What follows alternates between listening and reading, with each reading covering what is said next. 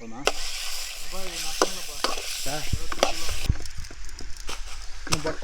Chicken போட்ட தேடா சிக்கனும் நல்லா தெரியும் வந்து பார்த்துட்டு போனேன். உன்னை பார்க்குறப்ப எனக்கு ஒன்று கேட்கணும்னு தோணுதுடா. வயிற்றுக்கு சோறு தான் தின்றியா இல்லை இட்லி தோசை சப்பாத்தி இது மாதிரிலாம் சாப்பிட்றியான்னு கேட்க. ஒன்றும் பயப்படாதீங்க, கிரெஞ்சி வரணும் கிடையாது.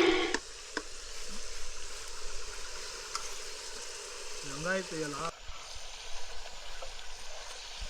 பானம் இருக்கிற நிலமையை பார்த்தா எங்கள் அம்மா எனக்கு செருப்பு தான் எடுத்து போகிறாங்க.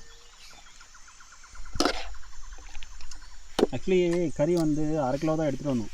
ஏன்னா இந்த ஒல்லியாக இருக்கிற பையன் பார்த்தீங்களா, அவன் வரமாட்டேன், சாப்பாட்டுக்கு ரொம்ப கஷ்டப்படுற பையன் அவன். உங்களுக்கும் இதே நிலைமை வரும். எல்லாருமே பொண்டாட்டி புள்ள வச்சுக்கிறாங்க. யாரு பாவமோ யாரும் விடாது, நான் சொல்றேன்.